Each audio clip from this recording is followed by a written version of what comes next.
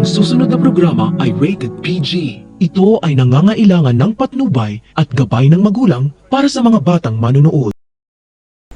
Hindi na kayang pigilan ni Moira ang tuluyang pagkahulog ng loob ng anak niyang si Zoe sa Star Witness, kaya dapat patunayan ni Dax kung totoong mahal niya nga si Zoe.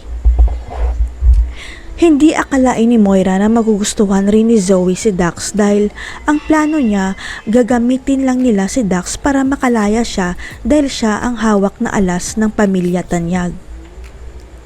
Ayon naman kay Zoe, advantage sa kanilang dalawa kung makakatuluyan niya si Dax sapagkat hindi na makakabalik si Moira sa kulungan dahil hawak nila sa leeg ang Star Witness.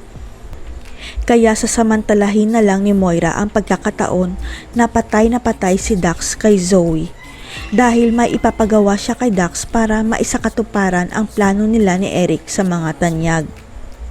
Ito ang naisip na paraan ni Moira para mapatunayan niya na kakampi talaga nila si Dax at karapat dapat talaga siya na maging nobyo ni Zoe dahil pareho silang mga kriminal. Kaya kinausap ni Moira si Dax na hindi alam ni Zoe na may ipapatumba siya, kaya maghanap si Dax ng hitman dahil patatahimikin na niya ang anak ni RJ at Lynette, si Annalyn. Si Annalyn kasi ang legal at solong tagapagmana ng Apex dahil siya lang ang kadugo ng pamilya Tanyag, kaya dapat na siyang mawala sa mundo para masolo ni Zoe ang Apex.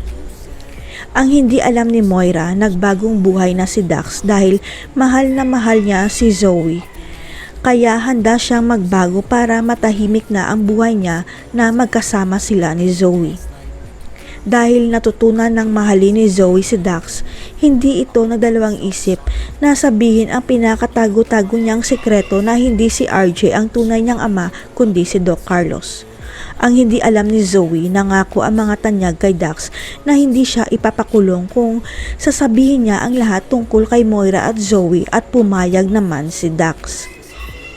Ito lang kasi ang paraan ni Dax para malaya niyang makakasama si Zoe at tahimik ang buhay nila kung nakakulong si Moira, kaya siya ang maglalantad ng sikreto ng mag-ina. Makikipagtulungan rin kaya si Zoe para hindi siya ipakulong ng mga Tanyag? Ipapatumba rin kaya ni Moira si Dax para wag lang sila magkatuluyan ni Zoe? Abangan.